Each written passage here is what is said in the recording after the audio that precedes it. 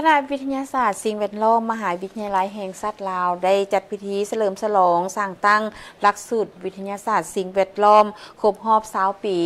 2004 2024ในระหว่างวันที่11 12 ธันวาคม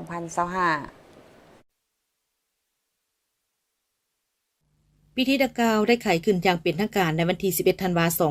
2025เข้าร่วมมีของศาสตราจารย์ไกรสอนเพ็งโสภาหัวหน้าคณะวิชาคณะวิทยาศาสตร์สิ่งแวดล้อมพร้อมด้วยอดีตการนำพนักงานอาวุโสบำนาญบรรดาครูโฮมงานทั้งภายในและต่างประเทศพนักงานครูอาจารย์นักศึกษาและภาคส่วนเกี่ยวข้อง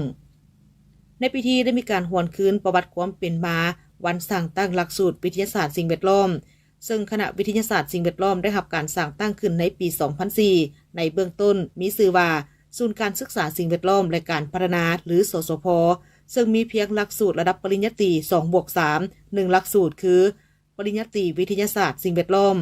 มาฮอดปัจจุบันคณะวิทยาศาสตร์สิ่งแวดล้อมได้มีการเติบใหญ่ขยายตัวประกอบมี7แผนกเสนาธิการมี2ศูนย์วิชาการและหัวหน่วยขับเคลื่อนทางวิชาการ3หัวหน่วยอาสาสมัคร SEED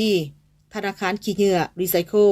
ห้องเก็บซากตัวอย่างสัตว์มี4ภาควิชามี5สาขาหลักสูตรลงลึกมี16หน่วยวิชาในระดับปริญญาตรีมี1หลักสูตรปริญญาตรีเสื่อมต่อมี2หลักสูตรในระดับปริญญาโทและ1หลักสูตรในระดับปริญญาเอก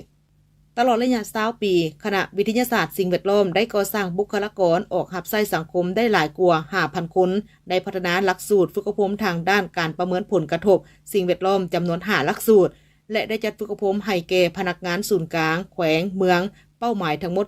460 คน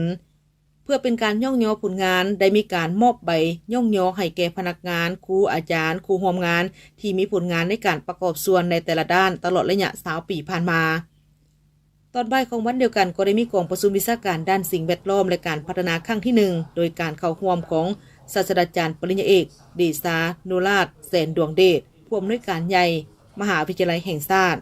กองประชุมดังกล่าวนี้เป็นบาทเก้าที่สำคัญในการสร้างเวทีวิชาการระดับสากลโดยมีจุดประสงค์เพื่อส่งเสริมการค้นคว้าวิจัยการเผยแพร่ผลงานทางวิทยาศาสตร์และแลกเปลี่ยนบทเรียนระหว่างนักค้นคว้าภายในและต่างประเทศเพื่อซอกหาแนวทางในการลดผลกระทบจากการพัฒนาและการเปลี่ยนแปลงดินฟ้าอากาศที่พร้อมเป็นปัญหาท้าทายของโลกในปัจจุบัน